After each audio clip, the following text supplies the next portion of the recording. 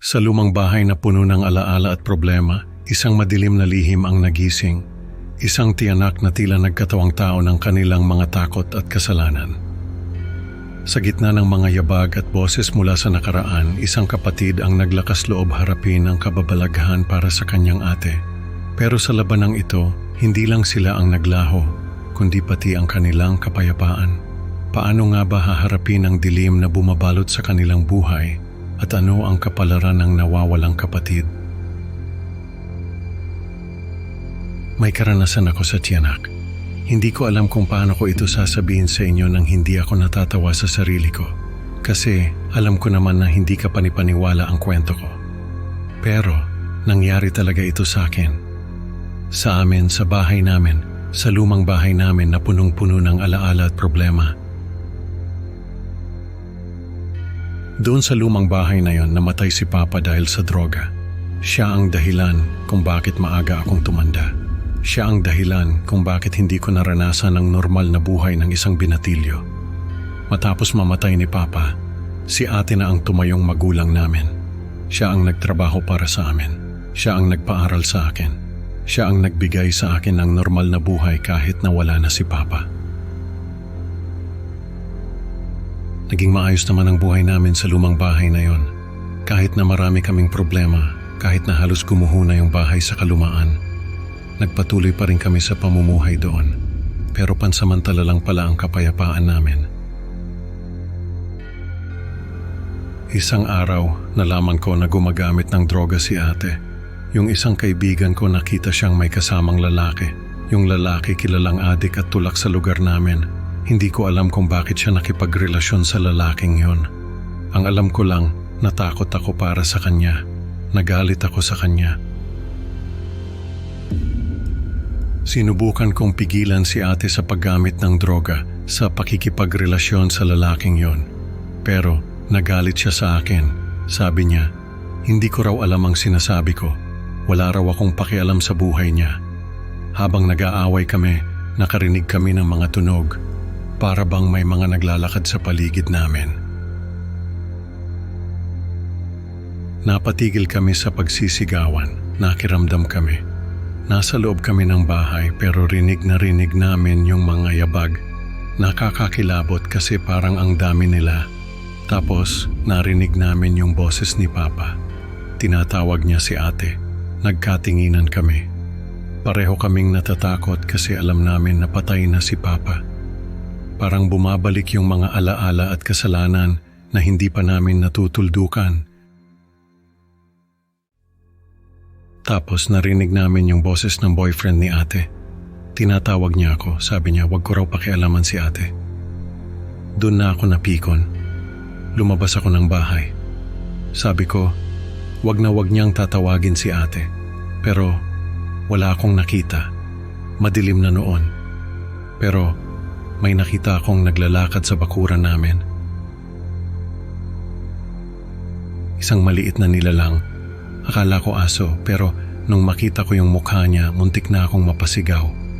Kasi mukha siyang sanggol pero nakatayo siya, naglalakad siya. Nagtago ako sa pinto. Hindi ko alam kung ano yung nakita ko. Pero natatakot ako. Sumilip ako ulit. Nandun pa rin yung nilalang. Naglalakad siya papunta sa direksyon ko. Nakita ko yung mukha niya, para talaga siyang sanggol, pero para siyang zombie.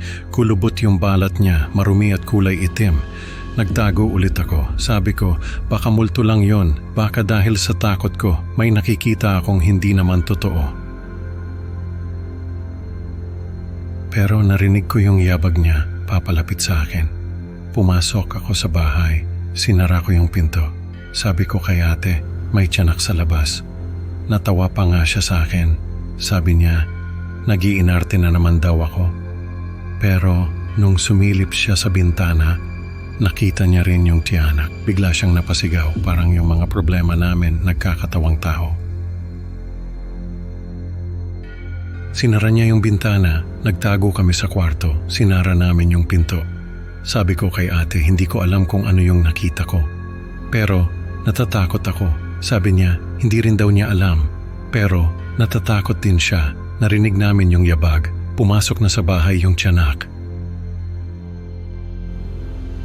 Sabi ko kay ate, kailangan naming lumabas, tumakbo, humingi ng tulong sa mga kapitbahay. Pero hindi kami makagalaw sa takot. Nasa ilalim kami ng kama. Nakikinig lang sa mga yabag ng tiyanak, papalapit sa kwarto. Tapos narinig namin yung boses ng boyfriend ni ate. Tinatawag niya ulit ako. Sabi ko, lumabas siya, harapin niya ako. Pero hindi ko siya nakikita. Yung tiyanak lang ang naririnig ko. Tapos narinig ko si ate. Tinatawag niya si papa. Sabi niya, patawarin daw siya. Hindi ko alam kung bakit. Pero nagalit ako sa kanya.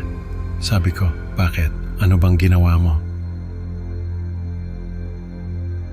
Hindi siya sumagot. Umiiyak lang siya.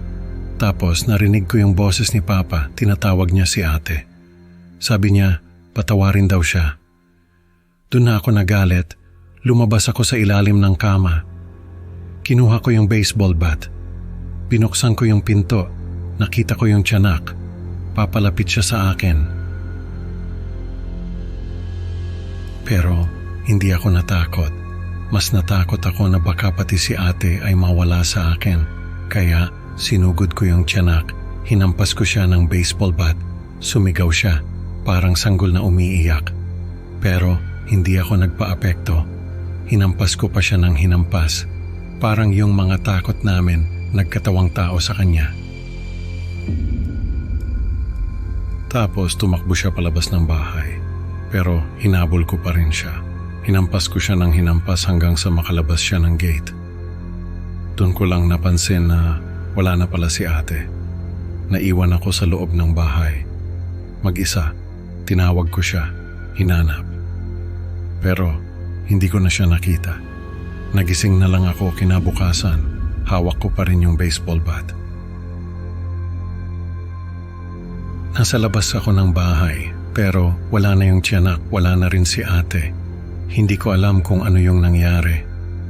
Para akong binagsakan ng langit at lupa. Basta ang alam ko, kinuha siya ng kadiliman na hinarap namin. Parang hindi ko na alam kung paano pa magpatuloy. Hanggang ngayon, ako na lang ang natitirang pamilya namin. Natatakot pa rin ako na baka bumalik yung tiyanak kasi hindi pa tapos yung laban namin. Pero alam ko, hindi ako susuko. Para kay ate, kailangan kong maging matatag.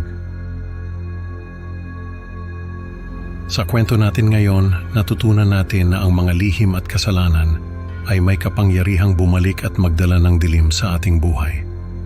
Maraming salamat sa pakikinig sa Creepy Pinoy Stories.